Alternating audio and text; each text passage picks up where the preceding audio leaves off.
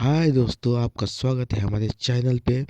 आओ लेके जाओ रोजगार में। आपका दोस्त, आपका मित्र और आपका फ्रेंड मैं।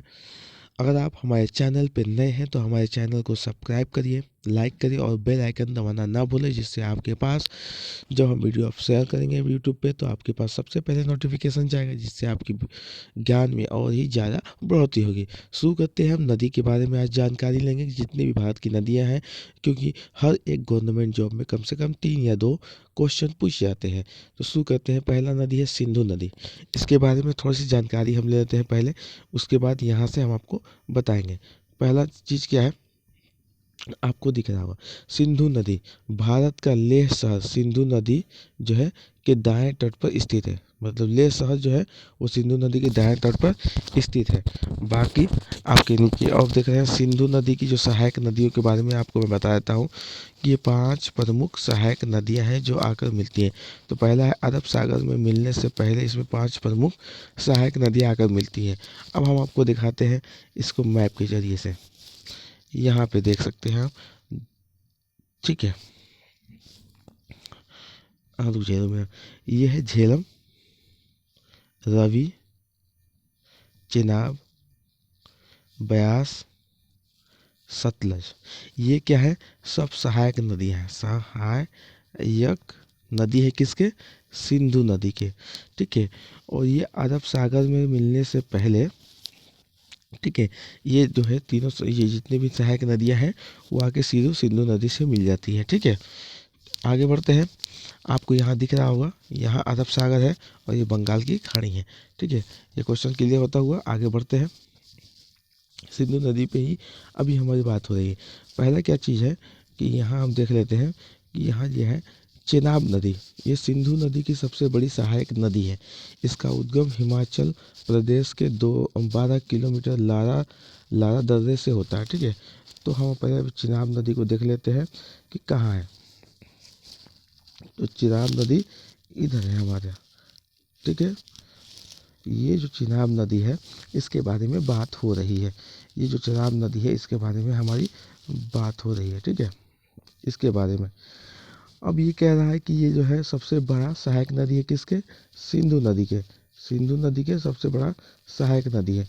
ये यहाँ आके मिल रहा है, पूरा आपको कन्वर्टर दिख रहा होगा।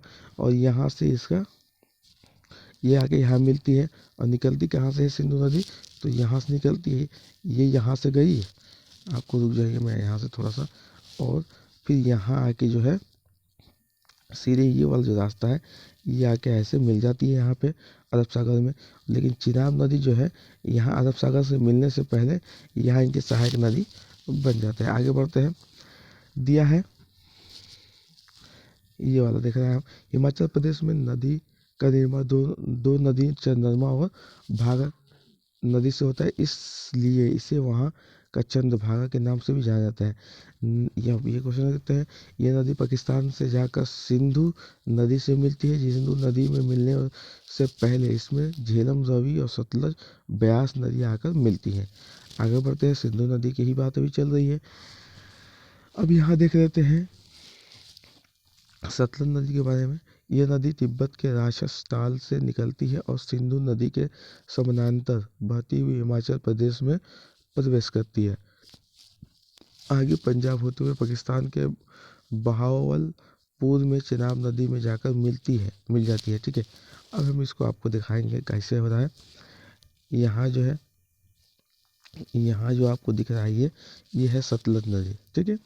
और ये बोल रहा है कि यहाँ ऐसे होते हुए यहाँ आके मिल जाती है, ठीक है। ये तो क्लियर है। और यहाँ जो है अरब सागर में आगे गिर जाती है। खत्म हुआ बात, यही बात को वो बोल रहा है, ठीक है। जो ये बोल रहा है कि चिनाब नदी में मिलने से पहले ये ब्यास नदी में आकर मिलती है, ठीक है। आगे बढ़ते हैं। सिंधु नदी की ही बात हो रही है, आपको यहाँ दिख रहा होगा। अब सारी चीज़ें हम आपको थोड़ा सा क्लियरफाई कर दें तो ही बढ़िया होगा, ठीक है। थोड़ा सा क्लियर कर दें आपको, थोड़ा सा अगर क्लियर हो जाए तो और ही सही होगा। ये आपको सिंधु नदी दिखा, ठीक है। और आपको अगर ये सिंधु है और इसकी जो ये आपको दिखा, ये हो गया झेलम, सहायक नदी कौन कौन सी है? झेलम हो गया, रावी, ब्यास, सतलज और चेनाब। ये सिंधु नदी के क्या है?